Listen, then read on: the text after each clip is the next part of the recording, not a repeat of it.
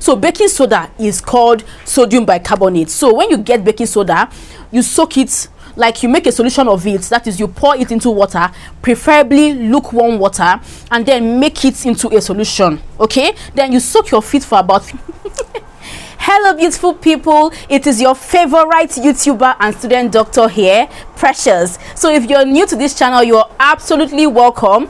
Please subscribe to join the family.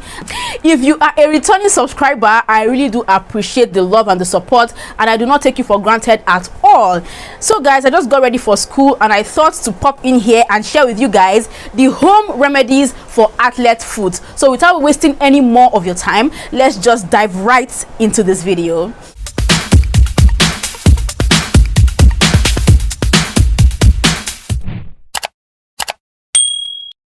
Athlete foot, just like the name goes, is a common fungal infection that affects the feet. Okay, it usually affects the web spaces in between the toes on your feet, and it is a very rampant fungal infection, meaning that it has affected a good number of people watching this video right now, because I know, okay, it has affected me as well, so I won't even come and pretend. So let's talk about how you can get athlete foot. Athlete foot is a very contagious fungal infection. It is also called tinea pedis in medical terms, and it can be gotten from sharing shoes with different people. Especially if you share shoes with somebody that has the infection, you are very most likely to get that athlete foot. Also, other footwears like socks, slippers, you can also get tinea pedis from sharing footwears in general. Okay, also, when you walk around bare feet in public, you are most likely to get athlete foot, because once somebody that has the infection has stepped on the floor and you also step on that particular spot, you are also very likely to get athlete foot, because it is very, very, very contagious. Also, you can get athlete foot if your feet are always moist, because this particular fungi that causes athlete foot thrives more in moist, damp environments. So if you're living in a flooded area, or if your feet are always moist or soaked in water, you are very, very susceptible to this infection, because the spaces in between your toes retain a lot of moisture, and then this fungi gets attracted to this moisture. This fungi gets attracted to this moisture, and then it starts to thrive between your toes, feeding on your skin and just growing and growing and growing until it gets out of hand. So the most common treatment for athlete foot is over-the-counter creams or over-the-counter powders. What I mean is, like, all these creams you buy at the pharmacy, or all these creams you get over the counter, like from a drug shop or from a drugstore or something like that. So this fungi has gotten resistance to those over-the-counter creams. Okay, you can buy those antifungal creams from the pharmacy and apply it for weeks, and your athlete foot will not go anywhere. Like, it will stay there gidigbam. So for you to actually treat athlete foot, you might have to resort to other means of treatment. That is why I am here for you, to give you the most tested and trusted home remedies for athlete foot. Like I said, I have also been a victim of this infection, because I was always wearing shoes and I never let my feet dry. I never let my feet breathe. Literally, I was always wearing shoes back to back going to school, like always wearing footwears basically, and my feet never got the chance to breathe, so they were always moist, and then I had athlete foot. So I'll be telling you from personal experience the best home remedies to treat athlete foot, and trust me, you will come back to thank me. Okay, so the first and most reliable home remedy for athlete foot, which has been tested and trusted by me, is to soak your feet in a sodium bicarbonate solution. Let's cut the crap with the big words. Okay, you know baking soda, right? You know what baking soda is. It's a baking ingredient that is used to make your cake rise and become soft. Okay, so baking soda is called sodium bicarbonate. So when you get baking soda, you soak it, like you make a solution of it. That is, you pour it into water, preferably lukewarm water, and then make it into a solution. Okay, then you soak your feet for about 15 to 20 minutes in that water, like twice a day. Trust me, within the space of 1 week, the athlete foot is going to leave you alone and you have your peace. Okay, because this athlete foot smells, and it can be so uncomfortable, it can be so itchy, and then you'll be seeing white scales in between the spaces of your toes.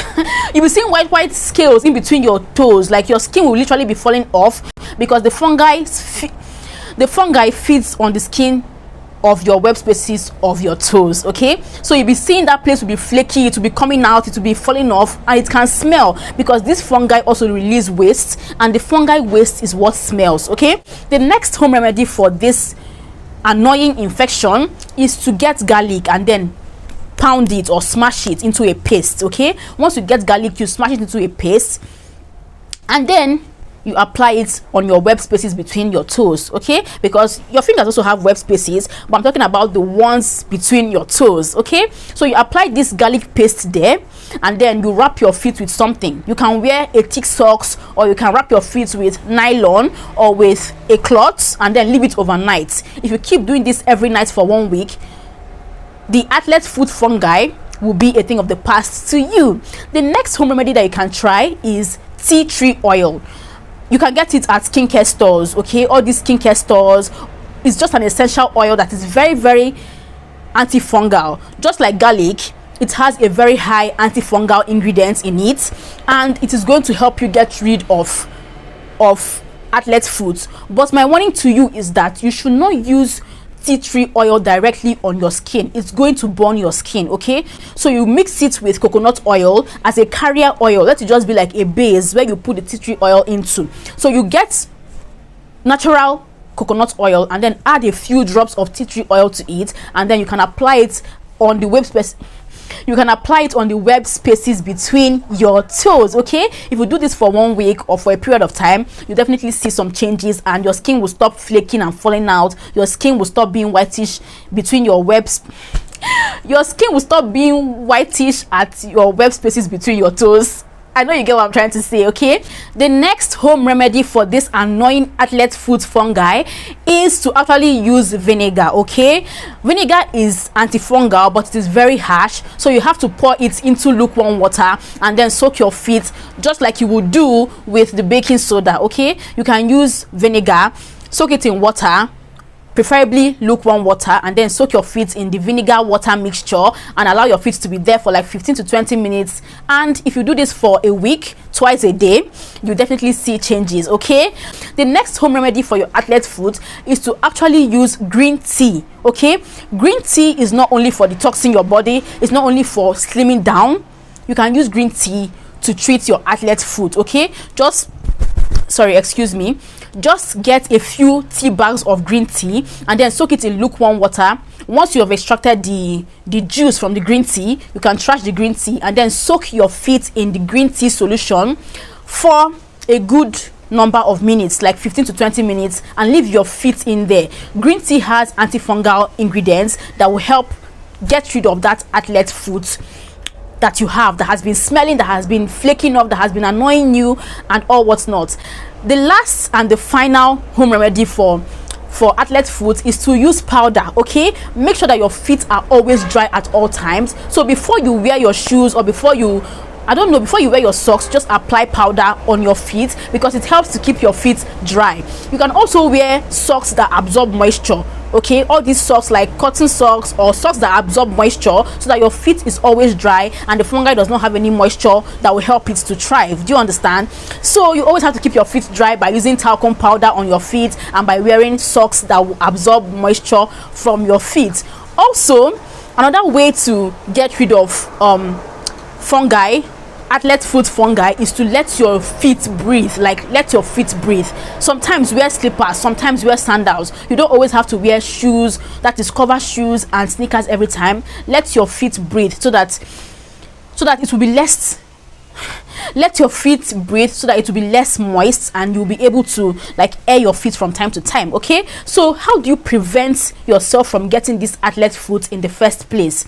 I already mentioned the causes for athlete foot at the beginning of this video, so you have to try not to walk in public with your bare feet. Okay, always wear footwears, and also, like I just said, let your feet breathe from time to time. And also, if you can, don't try on shoes at shoe stores. Like, when you go to buy shoes, they'll advise you to wear the shoes to check if it will size you, but then you don't know how many people have worn that shoe before you are wearing it. You get, you don't know how many people have worn that shoe before, and some people that have worn that shoe before might have athlete foot. So even if you have to try on the shoes at the shoe stores, make sure that you put on a waterproof or a nylon on your feet before you fit it into that shoe, okay, to prevent getting the athlete foot, because like I said, this fungi is very, very contagious. Also, do not share footwears. Do not share footwears at all, because it's very risky. You don't know who has athlete foot. Just be content with your own footwears and wear your own socks, wear your own shoes, wear your own slippers, okay, to avoid stories that touch the heart or that touch the soul, okay. So these are the preventive measures for athlete foot. And also, like, don't stand in water for too long. If your job requires that you stand in water for too long, try to wear protective boots, like those waterproof boots that come all the way up onto. You can wear all those protective boots that come all the way up to your knees, okay. Those boots are waterproof, just in case you're a farmer, maybe if you're a rice farmer or your work demands that you stand in water for a long period of time. Try your best to wear protective footwears that will prevent your legs, that will prevent your feet from always being moist. Like, I'm making a lot of mistake in this video, but I hope this video was able to help one or two people out there.